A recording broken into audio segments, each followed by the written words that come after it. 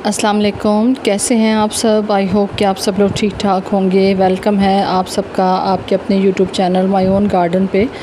आज की वीडियो में मैं रिज़ल्ट के साथ आप लोगों के साथ या अपडेट के साथ शेयर कर रही हूँ। मैंने पाउडर पफ का जो प्लांट है वो रिपोर्ट किया था और किस तरह की सॉइल मीडिया के अंदर इसको लगाना है, किस तरह की लोकेशन इसको पसंद है, किस तरह का फर्टिलाइज़र आप इसको दे सकते हैं कि इसके ऊपर भरपूर फ्लावरिंग जो है वो आप अपने गार्डन के अंदर देख सकें। पाउडर पफ जो है वो एक तरह से जिस तरह से छोटे ट्रीज़ होते हैं उतने साइज़ तक इसकी ग्रोथ होती है। अगर आप इसको अच्छे से ट्रिमिंग इसी करते रहें, हार्ड प्रूनिंग सॉफ्ट प्रूनिंग करते रहें तो आप इसको एक शेप में ला सकते हैं। जिस तरह से झाड़ी नुमा प्लांट होते हैं उस तरह से आप इसको शेप दे सकते हैं। तो इसके लिए तकरीबन 10 से 12 इंच का मैंने पॉट का इंतखाब किया है और पॉट के ड्रेनेज होल पे ठीकरी रखने के बाद मैंने इसके अंदर जो है वो पत्तों की खाद जो है वो डाली है। तकरीबन ये 70 से 75% ये डन हो चुकी है और पत्तों की खाद का रिज़ल्ट भी आप आगे चल के इसी वीडियो में देखेंगे कि कितना ज़बरदस्त रिज़ल्ट आया है। मिट्टी जो है उसके अंदर जो नेचुरली थोड़ा बहुत अगर किचन वेस्ट की खाद ऐड हो गई हो, ज़ाहिर है मैं हर पॉट के अंदर जो है वो बनाती रहती हूँ किचन वेस्ट डाल के, मिट्टी डाल के। तो जब वो पॉट्स के अंदर से मिट्टी मैं दोबारा निकालती हूँ जब मुझे ज़रूरत पड़ती है तो ज़ाहिर है नेचुरली उसके अंदर हो जाती है जो किचन वेस्ट की हल्की फुल्की अमाउंट होती है उसके अंदर वो ऐड हो जाती है। सैंड का इंतखाब किया है क्योंकि इसको वेल ड्रेन मिट्टी जो है वो पसंद है, तो इसी मिट्टी का इंतखाब मैंने इसके लिए किया है ताकि मिट्टी सॉफ्ट भी रहे, रूट्स अच्छे से डेवलप हों। और रूट्स को अच्छे से डेवलप करने का मकसद ये होता है कि जब आपका प्लांट जो है वो अपने रूट्स को अच्छे तरीके से बढ़ाता है तो ज़ाहिर है आपके प्लांट की ग्रोथ भी बहुत अच्छे तरीके से होती है। क्योंकि ये आप सब लोग बहुत अच्छे तरीके से जानते हैं कि प्लांट की ग्रोथ का दारोमदार रूट्स के ऊपर होता है।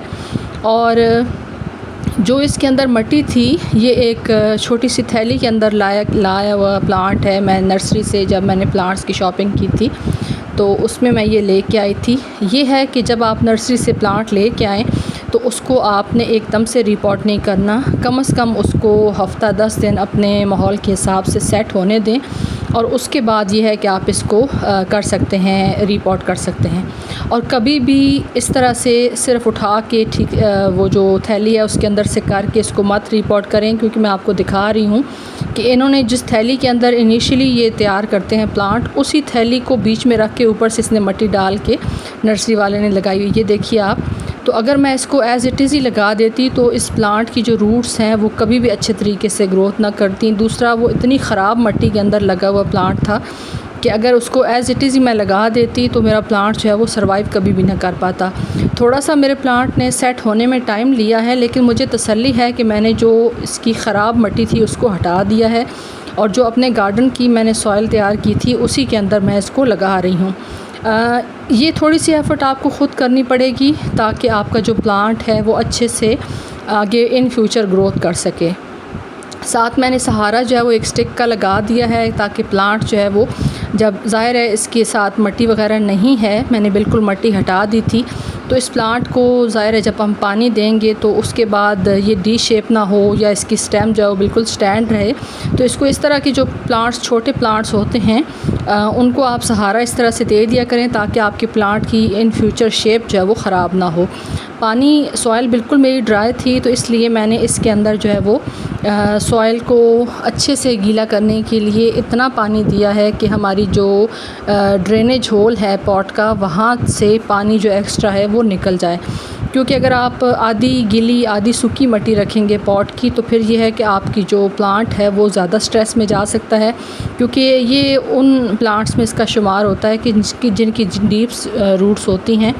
तो जब बड़ी रूट्स वाला प्लांट हो तो फिर उसके लिए ये आपको करना पड़ता है कि वो अच्छे से पानी जो है वो रूट्स को मिलता रहे। अगर आप थोड़ा बहुत पानी देंगे, रूट्स तक अच्छे से पानी नहीं जाएगा तो फिर आपका जो प्लांट है वो अच्छे से ग्रोथ नहीं कर पाएगा। अब ये आपको मैं अपडेट दिखा रही हूँ। 22 अगस्त को मैंने जो है वो इसको रिपोर्ट किया था और अब आप देख सकते हैं तकरीबन 2 हफ़्ते से थोड़ा सा 1-2 दिन ऊपर टाइम इसने लिया है, लेकिन माशाल्लाह माशाल्लाह आप मेरे प्लांट की हेल्थ चेक करें, इसके ऊपर फ्लावरिंग चेक करें, फ्लावरिंग बर्ड्स जो आ रही हैं वो आप चेक करें। जब आप मेहनत करते हैं प्लांट के ऊपर तो ये हो ही नहीं सकता कि प्लांट आपको उस मेहनत का फल ना दे। अब जो मेरा प्लांट है वो अच्छे से उसने अपने रूट्स भी इस पॉट के साथ सेट कर ली हैं, डेवलप भी नई रूट्स हो रही होंगी और साथ स्टिक जो है वो आप देख रहे हैं वो लगी हुई है। अच्छा, इसकी जो थोड़ी बहुत केयर है वो भी मैं आपको बता दूं, साथ साथ आप इसकी खूबसूरत फ्लावरिंग भी देखते रहें, फ्लावरिंग बर्ड्स जो आई हुई हैं वो भी देखते रहें। कितनी सॉफ्ट अगर आप इसको टच करते हैं इसके फ्लावर को तो बहुत सॉफ्ट सा टेक्सचर जो है वो इसके फ्लावर्स का होता है। इसके अंदर कलर्स भी बेशुमार होते हैं, pink colour, white colour, yellow colour भी मैंने इसके अंदर देखा है, लेकिन कॉमनली जो है वो रेड कलर ही अक्सर जो है वो देखा गया है कि इसके अंदर रेड कलर्स के फ्लावर्स आते हैं। अब ये है कि लकीली मेरी सिटी से ये प्लांट मुझे मिल गया था। अगर आप इसको ग्रो करना चाहते हैं तो या तो आप नर्सरी से इसके तैयार पौधे ले आएँ या फिर ये कर सकते हैं कि इसको सीड से ये देखिए ये इसका एक्सपेंड फ्लावर है। अब मैं देखूँगी कि इसके अंदर सीड्स बनते हैं या नहीं बनते। अगर सीड्स बने तो मैं इसको सीड्स से लगाने की वीडियो भी आप लोगों के साथ शेयर करूँगी। उसके अलावा आप इसको एयर लेयरिंग से तैयार कर सकते हैं और बहुत आसानी से इसकी कटिंग भी लग जाती है। तो डिफरेंट तरीके होते हैं। ज़ाहिर है जब आपके पास एक बड़े साइज़ का प्लांट होगा तो आप उसके अंदर जो है वो एयर लेयरिंग भी कर सकते हैं। उसके अलावा अगर पेंसिल साइज़ की थिकनेस की कटिंग हो तो वो भी आप लगा सकते हैं। थोड़ा टाइम ले लेती हैं इसकी कटिंग्स जो है वो लगने में, लेकिन बहुत आसानी से रेनी सीज़न में आप इसकी कटिंग्स लगा के इस प्लांट को प्रोपगेट कर सकते हैं। दूसरा ये कि आप देख रहे हैं इसका जो ट्रंक है या तना है वो अभी इतना ज़्यादा थिक नहीं है, तो मैं इस प्लांट को बहुत ज़्यादा फैलने नहीं दूंगी ताकि जो इसकी तना है उसको अच्छे से हम थिक एक दफ़ा बना सकें। तना मज़बूत हो तो प्लांट बहुत अच्छे तरीके से चलता है, नहीं तो ये हो सकता है कि अगर हवा भी तेज़ चले तो वो स्टेम जो है वो उसकी ज़ाहिर एक साइड पे हो के टूट सकती हैं। तो इसको शेप आप अपनी मर्ज़ी अपनी चॉइस के हिसाब से दे सकते हैं। बहुत ज़्यादा जो बड़ा हुआ प्लांट होता है वो देखने में भी इतना अच्छा नहीं लगता। उसको आप जब शेप दे के ग्रोथ करते हैं तो वो एक शेप वाला प्लांट जो है वो ज़्यादा खूबसूरत लगता है। अभी तक तकरीबन इसको आप ये कह सकते हैं कि 1 महीने से थोड़ा सा ऊपर हो गया है मेरे पास आए हुए, लेकिन अभी तक मैंने इसके ऊपर किसी किस्म का पेस्ट का अटैक नहीं देखा।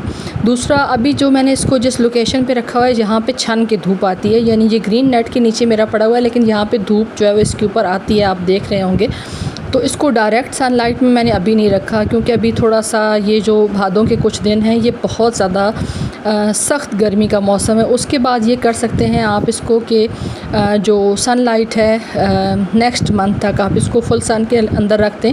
जो ज़मीन के अंदर प्लांट्स लगे होते हैं उनको तो वैसे भी ये मसला नहीं होता कि उनके ऊपर धूप कितनी है या कितनी नहीं, क्योंकि जो डायरेक्ट सनलाइट के अंदर ज़मीन में लगे हुए प्लांट्स होते हैं उनको किसी किस्म का स्ट्रेस का लेवल नहीं होता। लेकिन जब लिमिटेड पॉट्स के अंदर आप लगाते हैं अपने प्लांट्स को तो फिर ये है कि उसमें सॉइल का भी आपने चेक करना होता है कि पानी कितना आपने देना है। जब मैंने इसको रिपॉट किया था उसके बाद 1 से 2 बारिशें अच्छी हो गई थी तो वही पानी इसको मिल गया था। मैंने रिपॉट करने के बाद ख़ुद से इसको पानी नहीं दिया, जो बारिश का पानी इसको मिलता रहा है। ज़ाहिर है उसके अंदर भी अच्छे खासे न्यूट्रिएंट्स होते हैं तो वो नेचुरली इसको फर्टिलाइज़र भी मिलता रहा। दूसरा ये है कि इसको अभी तक लिक्विड फर्टिलाइज़र मैंने नहीं दिया क्योंकि जो मैंने पत्तों की खाद इसके सरफेस के यानी ड्रेनेज होल के बाद ठीकरी रखने के बाद जो बिल्कुल इसके पैंदे में डाला था तो उसने काफ़ी अच्छा असर दिखाया है। यानी जो न्यूट्रिएंट्स मेरे प्लांट को चाहिए थे वो उन पत्तों की खाद से इसको मिलते रहे हैं, तो एक्स्ट्रा मुझे एफ़र्ट जो है वो नहीं करनी पड़ी। अगर आपके पास पत्तों की खाद नहीं है, आप जिस तरीके से मैंने लगाया उस तरह से नहीं लगाना चाहते, तो जब आप इसकी मिट्टी बनाते हैं तो एक हिस्सा गार्डन सॉइल, एक हिस्सा इसके अंदर सैंड और एक हिस्सा इसके अंदर आप कोई सी भी कंपोस्ट जो आपके पास अवेलेबल हो, चाहे काउ डंग कंपोस्ट हो, किचन वेस्ट कंपोस्ट हो, पत्तों की खाद हो या वर्मी कंपोस्ट हो, वो आप इसके अंदर दे सकते हैं। क्योंकि ना सिर्फ प्लांट ने अपनी ग्रोथ करनी है बल्कि साथ साथ इसके ऊपर फ्लावरिंग भी होनी है। तो फ्लावरिंग प्लांट को बाकी जो फोलिएज प्लांट हैं उनके मुकाबले में थोड़ा सा खुराक की ज़्यादा ज़रूरत होती है। जितना आप इसको अच्छी खुराक देंगे, अच्छा फर्टिलाइज़र देंगे, उतना ही ज़्यादा इसके अंदर अच्छे से फ्लावरिंग भी होगी और आपका प्लांट भी हेल्दी होगा। तो और अभी जो है वो मैंने आपको बताया है कि इसको मैं कोई किसी किस्म का लिक्विड का फर्टिलाइज़र नहीं दे रही, वही फर्टिलाइज़र जो मैंने दिया था वही काम आ रहा है। नेक्स्ट मंथ से मैं इसको फुल सन के अंदर रख दूँगी ताकि ये अच्छे से ग्रोथ करता रहे। अगर आप बिगिनर हैं और अभी अभी गार्डनिंग स्टार्ट कर रहे हैं तो कुछ जो इनिशियल या ज़रूरी जो प्लांट्स आप जिनसे स्टार्ट कर सकते हैं उसमें पाउडर पफ का प्लांट भी शामिल है, क्योंकि ये बहुत हार्डी प्लांट होता है। सिर्फ ये है कि इसको एक चीज़ ख़राब करती है, वो ये है कि अगर आप बहुत ज़्यादा भर भर के इसको देते हैं, पानी देते हैं, तो वो इस प्लांट की हेल्थ को ख़राब करता है, क्योंकि ये सेमी हार्डवुड जो प्लांट्स होते हैं उनके अंदर आ जाती है, यानी सॉफ्ट कटिंग्स इनकी नहीं होती, इसकी स्टेम सॉफ्ट स्टेम नहीं होती, हल्की फुल्की इसके अंदर जो है वो हार्ड वुड कटिंग के ज़ुमरे में ये आता है। तो इसलिए पानी जो है वो आपने इसको बहुत भर भर के नहीं देना, और जिस तरीके से मैंने मट्टी तैयार की है इस तरह से अगर आप तैयार करते हैं तो एक सीज़न तो आपको किसी किस्म का इसको फर्टिलाइज़र देने की ज़रूरत नहीं है, इसको नेचुरली जो है वो पत्तों की खाद से ही फर्टिलाइज़र मिलता रहेगा। लेकिन ये है कि अगर आपने इस तरह का कोई जो है वो फर्टिलाइज़र जिस तरह से मैंने इस्तेमाल किया उस तरह से नहीं किया, तो फिर ये है कि आपको हर 20 से 25 दिन के बाद इसके अंदर जो है वो फर्टिलाइज़र देना पड़ेगा, क्योंकि ज़ाहिर है इसने फ्लावरिंग करनी है, तो फ्लावरिंग प्लांट को न्यूट्रिएंट्स की ज़्यादा ज़रूरत होती है। तो आप इसको साथ साथ फर्टिलाइज़र देते रहेंगे तो आपके गार्डन से, क्योंकि ये परमानेंट प्लांट है तो कभी भी इसकी फ्लावरिंग जो है वो आपके गार्डन से ख़त्म नहीं होगी। तो आई होप कि ये शेयरिंग आपको अच्छी लगी होगी। वीडियो अगर आपको अच्छी लगे तो वीडियो को लाइक कर दें। Thanks for watching. अल्लाह हाफिज़।